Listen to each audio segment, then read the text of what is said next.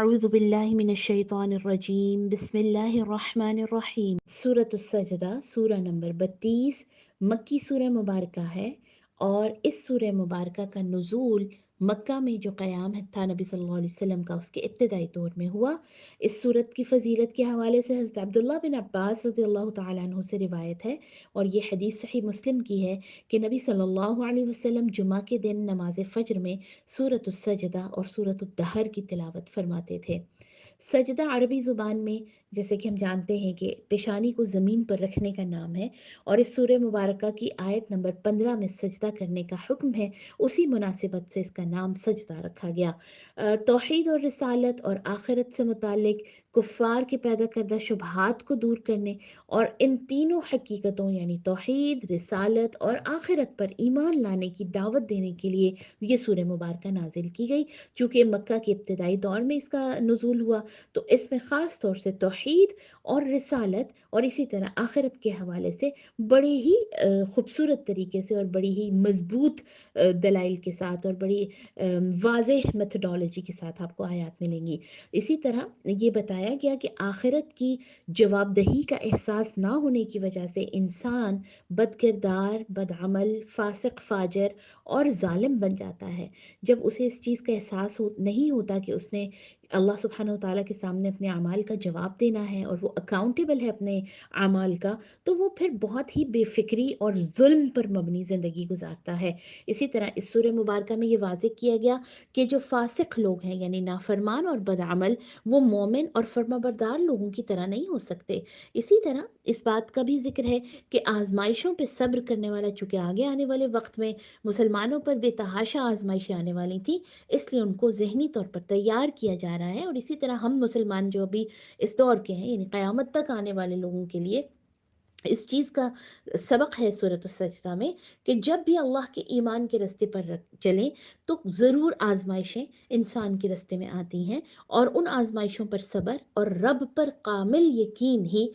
इंसान को कामयाबी और कामरानी की तरफ लेकर जाता है। इसी तरह इस सूरह मुबारका में ये बताया गया कि मौत के वक्त मलकुल मौत तुम्हारी बायोलॉजिकल लाइफ जो है उसको कब्जे में नहीं लेता, बल्कि तुम्हारी वो ईगो को जिसको हम रूह कहते हैं उसको अपने कब्जे में लेता है। इस सूरह मुबारका की ख़ास बात यह है कि अल्लाह की बहुत बड़ी रहमत का जिक्र है कि वो इंसान को गुनाहों पर फ़ौरन नहीं पकड़ता, बल्कि उनको ढील देता है, उनको फ़ौरन गिरफ्त करके अज़ाब उन पर नाज़िल नहीं करता, बल्कि मुख्तलिफ़ आजमाइशों और मसाइब के ज़रिए और छोटे छोटे नुकसानात के ज़रिए अलर्ट करता है, मुतनब्बे करता है ताकि इंसान की आंखें खुल जाएं और वो अल्लाह की तरफ वापस पलट आए। लेकिन इसके बावजूद इन तमाम आजमाइशों, मुश्किलात, परेशानियों के बावजूद जब इंसान अल्लाह सुब्हानहू व तआला की तरफ नहीं पलटता तो फिर बिलाखिर उस पर अजाब का नुज़ूल होता है। इसी तरह इस सूरह मुबारका का ख़ास तौर पर जो आप कह सकते हैं कि मरकज़ी मज़मून ये है कि कुरान में पेश करदा दलाइल के ऊपर गौर करके अल्लाह और आखिरत पर ईमान लाना चाहिए और इस चीज़ को अपने जहन में रखना चाहिए कि मोमिन और फासिक का अंजाम मुख्तलिफ होगा। जो अल्लाह के रास्ते पर, अल्लाह के बताए हुए रास्ते पर हैं और वो लोग जो अल्लाह के बताए हुए रास्तों से अलग हैं और ऑपोजिट वे में अपनी ज़िंदगी गुजार रहे हैं, उनका अंजाम एक नहीं हो सकता। वो मुख्तलिफ अंजामों से दो चार होंगे। इसी तरह मुसलमानों को तमाम आजमाइशों पर सब्र और इस्तिकामत इख्तियार करना चाहिए ताकि कामरानी और गलबा हासिल हो सके। सूरा अल अहज़ाब सूरत नंबर 33 मदनी सूरा मुबारका है और इसका नुज़ूल 5वीं हिजरी में हुआ। इस सूरह मुबारका में ग़ज़वा अहज़ाब या जिसे ग़ज़वा खंदक भी कहा जाता है उस हवाले से ख़ास तज़किरा है कि जिसमें नबी सल्लल्लाहु अलैहि वसल्लम और सहाबा पर नहायत मुश्किल वक्त था कि कुरैश ने अपनी तमाम जो एलाइज़ थे, उनकी जो हलीफ ताकतें थीं, उनके साथ मिलकर मदीना का मुहासरा कर लिया था और जो कि वो मुहासरा बहुत दिनों तक, 1 महीने से ज़्यादा जो है वो जारी रहा और शदीद मुश्किल टाइम था। इसी तरह मदीना के अंदर जो है वो मुनाफिकीन नबी सल्लल्लाहु अलैहि वसल्लम की ज़ात पर مختلف حملے کر رہے تھے، آپ کو باتیں سنا رہے تھے، جس کی ریزن جو ہے وہ یہ تھی کہ آپ صلی اللہ علیہ وسلم نے حضرت زینب بنت جحش سے اللہ کے حکم سے نکاح کر لیا تھا۔ واضح رہے کہ زینب بنت جحش کا پہلا نکاح جو ہے وہ حضرت زید بن حارثہ سے ہوا تھا، جو کہ آپ کے منہ بولے بیٹے تھے، اور اسی بات پر جو منافقین مدینہ ہیں وہ آپ کو مختلف باتیں کہہ کے تکلیف پہنچا رہے تھے کہ محمد نے اپنے لے پالک بیٹے کی چھوڑی ہوئی بیوی کے ساتھ نکاح کر لیا ہے۔ تو ان تمام باتوں کے جواب میں یہ سورہ مبارکہ نازل ہوئی۔ اس سورہ مبارکہ میں خاص طور پر ایک تو غزوہ احزاب کی مختلف کیفیات بیان کی جا رہی ہیں کہ جس میں اسلام کے مخالف گروپ اکٹھے ہو کر مسلمانوں کے مد مقابل آ گئے تھے۔ اسی طرح اس سورہ مبارکہ میں تین بڑے موضوعات، جس میں اجتماعی آداب، شرعی احکامات اور غزوات سے متعلق مختلف احکامات بھی بیان کیے گئے ہیں۔ اس سورہ مبارکہ میں جو معاشرتی یا اجتماعی سوشل ایتھکس بیان کیے گئے ہیں، ان میں خاص طور پر پردے اور حجاب کے حوالے سے تفصیل کے ساتھ آپ کو آیات ملیں گی۔ آیت نمبر 60-61 میں خاص طور سے نبی صلی اللہ علیہ وسلم کی توہین کی سزا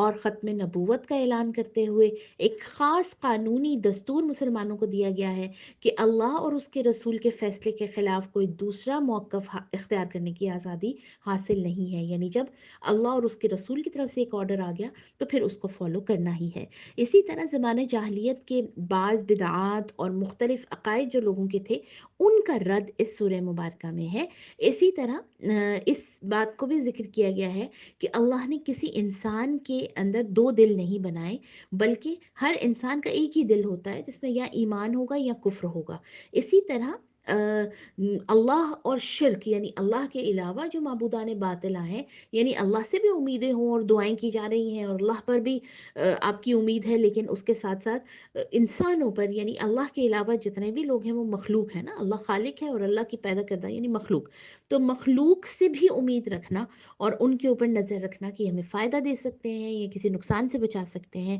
یہ دونوں چیزیں ایک ساتھ اکٹھی نہیں ہو سکتی، جیسے ایک انسان کے اندر دو دل نہیں ہو سکتے۔ اسی طرح اس چیز کا بیان ہے کہ اگر کوئی شخص اپنی بیوی کو اپنی ماں کے ساتھ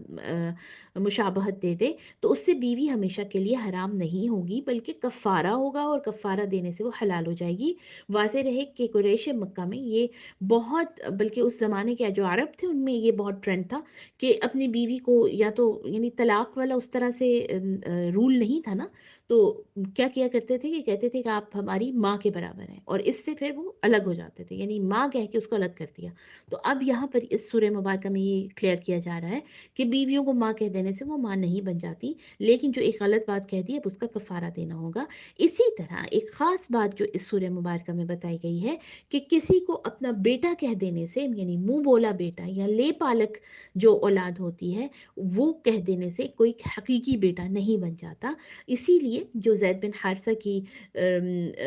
جو متعلقہ تھی حضرت زینب بنت جحش، ان سے نبی صلی اللہ علیہ وسلم کے نکاح میں کوئی حرج نہیں ہے، کیونکہ وہ آپ کے منہ بولے بیٹے تھے، آپ کے حقیقی بیٹے نہیں تھے۔ جبکہ بہو جو ہے، حقیقی بیٹے کی جو بیوی ہے، وہ ابدی محرم ہے، چاہے وہ اس کو چھوڑ بھی دے، اس سے شادی یا نکاح نہیں ہو سکتا۔ اسی طرح اس چیز کا بیان ہے کہ نبی کریم صلی اللہ علیہ وسلم ساری امت کے باپ ہیں اور آپ کی بیویاں ساری امت کی مائیں ہیں، ان کا احترام اور ان کے ساتھ جو ہے وہ عزت کا جو تصور ہے وہ مسلمانوں کو ہر لحاظ میں اپنے سامنے رکھنا ہے۔ سورہ سبا، سورہ سبا مکی سورہ مبارکہ ہے اور اس کا نزول قیام مکہ کے ابتدائی دور چوتھے اور پانچویں جو نبوت کے سال تھے ان میں نازل ہوا، اور یہ وہ ٹائم تھا جب نبی صلی اللہ علیہ وسلم کی ذات کے حوالے سے قریش مکہ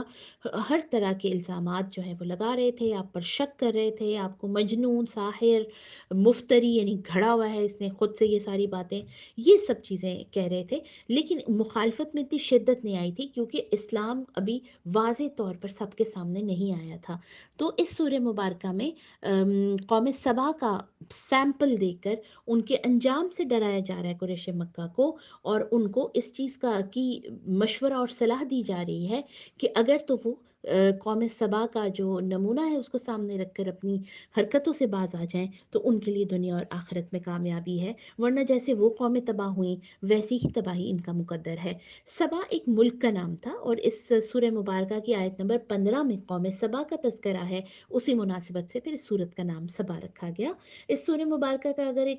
ایک خاص موضوع نکالیں، ہم ایکسٹریکٹ کریں تو وہ شکر خداوندی ہے۔ مشرکین اور منکرین آخرت اللہ تعالیٰ کے حوالے سے طرح طرح کے اعتراضات اور اسی طرح نبی صلی اللہ علیہ وسلم پر طرح طرح کے الزامات لگا کر آپ صلی اللہ علیہ وسلم کو جھٹلاتے تھے، اور وہ کہتے تھے کہ یہ کیسے ہو سکتا ہے کہ جب انسان مٹی میں مل جائے تو دوبارہ پیدا ہو جائے۔ پھر وہ کہتے تھے کہ یہ قرآن تو نبی نے خود بنا لیا ہے، یا یہ جادو سے اس نے بنایا ہے، اور آپ صلی اللہ علیہ وسلم پہ جنون طاری ہو گیا۔ انہیں سمجھ نہیں آتی تھی نا کہ یہ کیسی باتیں کر رہے ہیں، کیوں کر رہے ہیں۔ اسی طرح پھر وہ مختلف